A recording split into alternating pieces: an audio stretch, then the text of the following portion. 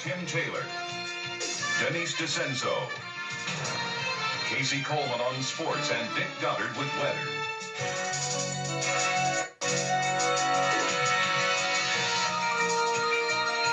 This is Newscenter 8. Good evening, everyone. Thanks for joining us. Here's what's happening.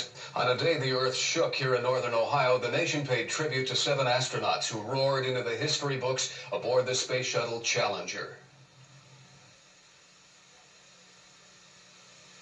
Ironically, just minutes before the start of memorial services, a rare earthquake measuring 5 on the Richter scale rumbled across the North Coast and far beyond, from Illinois to Washington, D.C., and from Michigan to West Virginia. With the quake center near Chardon, some of the heaviest damage occurred in Mentor. Madison High School and the Perry nuclear power plant had to be evacuated. We have a series of reports on both events tonight, beginning with Martin Savage standing by in the newsroom with a wrap-up of the day the North Coast was on the move. Marty. Where were you when the ground shook? It is a question which was repeated around Northeast Ohio many times today. Just before noon, an earthquake rippled through the area, creating a rare sensation for millions of people. There's no official dollar figure, but damage estimates could easily run into the millions of dollars. The building was just shaking, and it had us all very frightened. The earthquake measured 5.0 on the Richter scale and was centered about 30 miles east of Cleveland in Geauga County near Chardon. Nearby Mentor was one of the area's hardest hit, as the 30-second rumbling did damage to many buildings.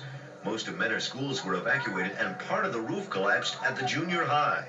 Several students had to be attended to when they fainted.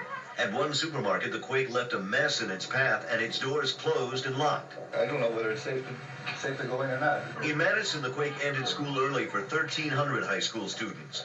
The tremor did structure damage in the form of cracked walls. It, too, will have to be inspected before reopening. After the earthquake, there were at least 2 reports of minor injuries, including a 5-year-old girl who was hit by a broken window on the Lake Erie College campus. It shook bad. I thought everybody thought the building was going to fall down. You know, it was shaking so bad. And all of a sudden people are running down the hallway. Oh my God, did you feel that? The quake caused downtown buildings to swing and sway and created anxious moments for office workers. But there were no reports of damage. The most dramatic measure of the tremor could be seen on seismic equipment at John Carroll University. The delicate instruments jumped off the scale. But even though a 5.0 reading is considered strong, experts don't anticipate aftershocks. We've been looking at our records here, and we have not seen any aftershock activity at all. Now, the earthquake also triggered an on-site emergency at the Perry nuclear power plant, which was located not far from the epicenter.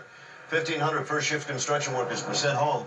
After the quake, an investigation found hairline cracks in a rad waste building and an intermediate building. But it's not clear if the tremor is to blame. A spokesman says there was no damage to the reactor and no danger of a radiation leak. All in all, the day the Earth moved will be remembered, but one thing you have to remember about insurance is that if your home is damaged, your homeowner's insurance policy does not cover such things. In most cases, you need a separate earthquake policy. But covered or not, experts suggest that you carefully go through your home and look for any signs of damage. But we are going to be talking about the shimmering and swaying here in this city for a long time to come. Tim? And Marty, the area's only earthquake monitoring station is located at John Carroll University. This morning, the seismographs began showing the Earth's crust shifting at about 10 a.m. And when the quake hit at 11:47, the tremor was so severe, the machines could not handle the reaction. There aren't any really active faults that we know of in this area, but we may have found one here. We don't know. And Father Ott said that today's quake will go down in the history books as the strongest ever to hit the Cleveland area. Still to come on Newscenter 8, what was the strongest quake in Ohio? Dick will have the answer. And we'll go to Akron and Houston for farewells to America's 7 Challenger heroes. Stay with us.